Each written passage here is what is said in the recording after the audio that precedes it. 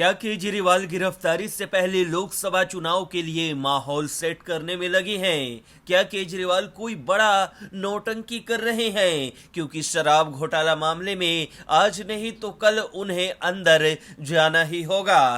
खैर, अब ईडी ने दिल्ली के सीएम अरविंद केजरीवाल को पेश होने के लिए 7वां न्योता भेजा है।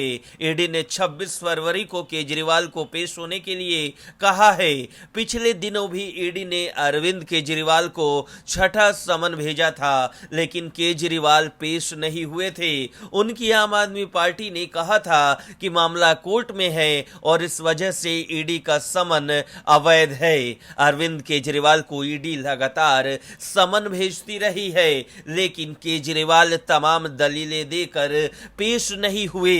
अरविंद केजरीवाल ने ईडी के भेजे पहले समन पर कहा था कि 5 राज्यों में चुनाव प्रचार की वजह से वो व्यस्त हैं। इसके बाद जब ईडी ने फिर समन भेजा तो केजरीवाल ने कहा कि वो पंजाब में विपश्यना कराने जा रहे हैं। ईडी ने केजरीवाल के विपश्यना से लौटने के बाद एक के बाद एक कई समन भेजे, लेकिन अरविंद केजरीवाल ने हर बार ये कहकर पेश होने से इनकार कर दिया कि जांच एजेंसी के ये समन अवैध है और राजनीति से प्रेरित हैं। इस पर ईडी ने राउज एवेन्यू कोर्ट का रुख किया था। कोर्ट ने अरविंद केजरीवाल को पेश होने का निर्देश दिया था। इस पर केजरीवाल वर्चुअली कोर्ट में पेश हुए थे और दिल्ली विधानसभा में विश्वास मत प्रस्ताव और बजट सत्र का हवाला देकर कहा था कि वो खुद मार्च में कोर्ट के सामने पेश होंगे। इस पर कोर्ट ने मार्च की तारीख दे दी थी। दिल्ली के शराब घोटाले में ईडी पहले ही अरविंद केजरीवाल की सरकार में डिप्टी सीएम रहे मनीष सिसोदिया और राज्यसभा सांसद संजय सिंह को गिरफ्तार कर जेल भेज चुकी है। ईडी की तरफ से शराब घोटाले के जरिए मनी लॉन्ड्रिंग का आरोप लगाया गया है। कोर्ट में दाखिल चार्जशीट में ईडी ने अरविंद केजरीवाल का भी नाम लिया। ईडी का यह भी कहना है कि शराब कारोबारियों के जरिए आम आदमी पार्टी ने भी गोवा विधानसभा चुनाव के लिए धन बटोरा। आम आदमी पार्टी इस आरोप को गलत बताती है। मनीष सिसोदिया, संजय सिंह और अरविंद केजरीवाल समेत पार्टी के सभी नेताओं का दावा है कि दिल्ली में कोई शराब घोटाला हुआ ही नहीं है। ब्यूरो रिपोर्ट, न्यूज़ चौक।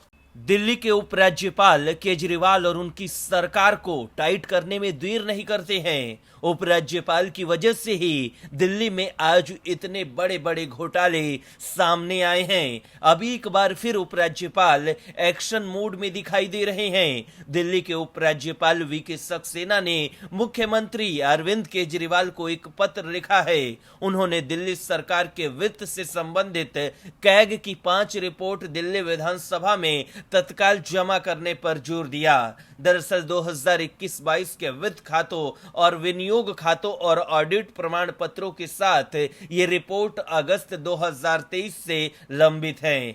पत्र में एलजी ने ज्यादा देर होने पर चिंता जाहिर की है। उन्होंने जीएनसीडी अधिनियम 1991 की धारा 48 में मेंशन संवैधानिक जरूरत पर जोर डाला। ये सरकार को कैग रिपोर्ट उपराज्यपाल को पेश करने का आदेश देती है, जो फिर बाद में विधानसभा में पेश की जाएगी। एलजी के मुताबिक ये रिपोर्ट महत्वपूर्ण राज्य वित्त मामलों से संबंधित है।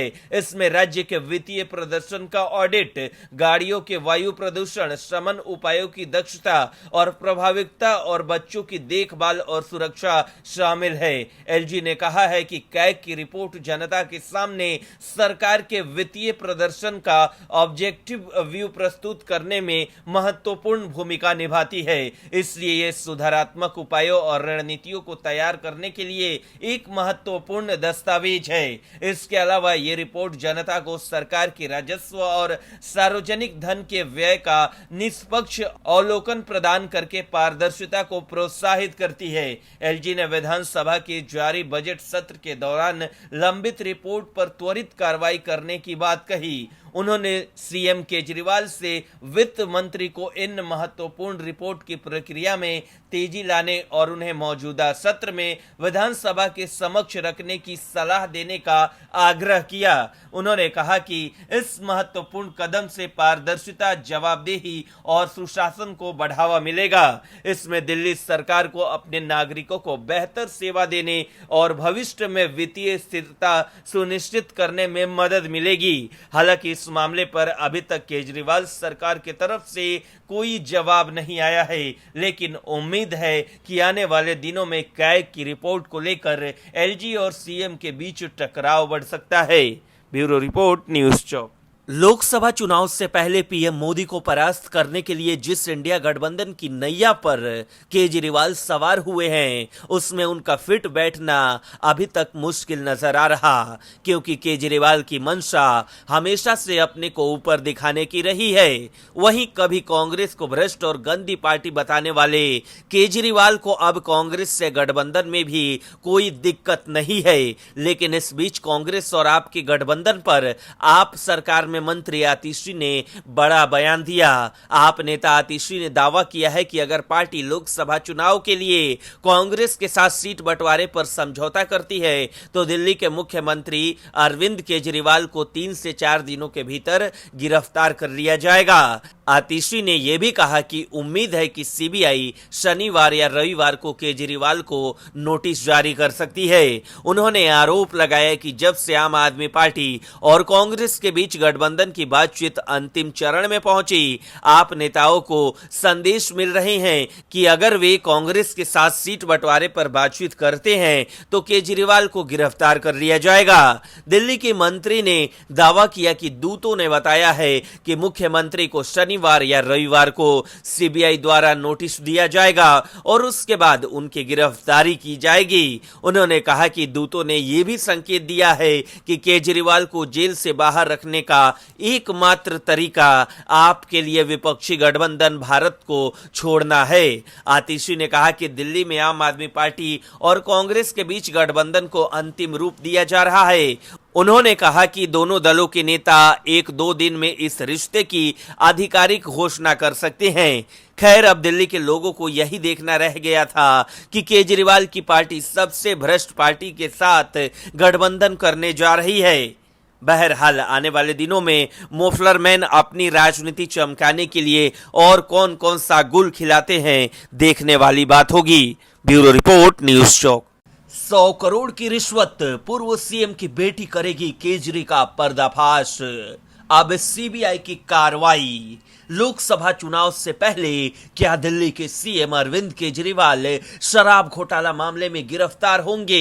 ये सवाल दिल्ली की सियासत में पिछले कई महीनों से तैर रहा है। केजरीवाल ईडी के समन को बार बार नजरअंदाज कर लोगों की धुक-धुकी बढ़ा रहे हैं। अब लग यही रहा है कि कहीं ना कहीं घोटाले की रकम सीएम आवास तक भी पहुंची है। इस बीच जांच एजेंसियों की शराब घोटाला मामले में ताबड़तोड़ कार्रवाई रुकने का नाम नहीं ले रहा। सीबीआई ने दिल्ली आबकारी नीति घोटाला मामले में तेलंगाना के पूर्व मुख्यमंत्री के चंद्रशेखर राव की बेटी और बीआरएस नेता की कविता को अगले सप्ताह तलब किया है। कविता को सोमवार को सीबीआई मुख्यालय में जांच टीम के सामने पेश होने के लिए कहा गया।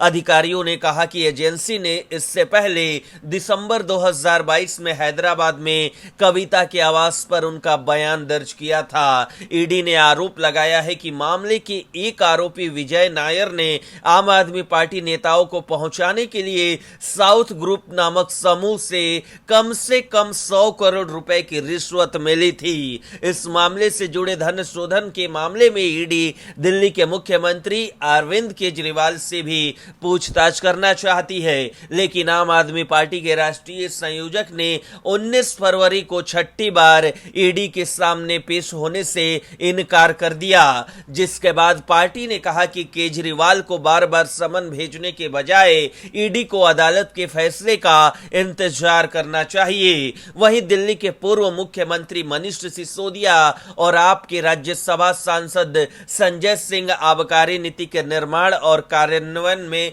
कथित अनियमितताओं में शामिल होने के आरोप में न्यायिक हिरासत में हैं। ये मामला 2021-22 के लिए दिल्ली सरकार की आबकारी नीति को तैयार करने और क्रियान्वित करने में कथित भ्रष्टाचार से संबंधित है, जिसे बाद में रद्द कर दिया गया था। दिल्ली के उपराज्यपाल वीके सक्सेना की सिफारिश के बाद सीबीआई ने कथित भ्रष्टाचार पर एक प्राथमिकी दर्ज की। ऐसे में अब कविता से सीबीआई की पूछताछ जांच शराब घोटाले के लिहाज से काफी अहम मानी जा रही है। अब देखने वाली बात होगी कि केजरीवाल का नंबर कब आता है। Bureau report, news talk.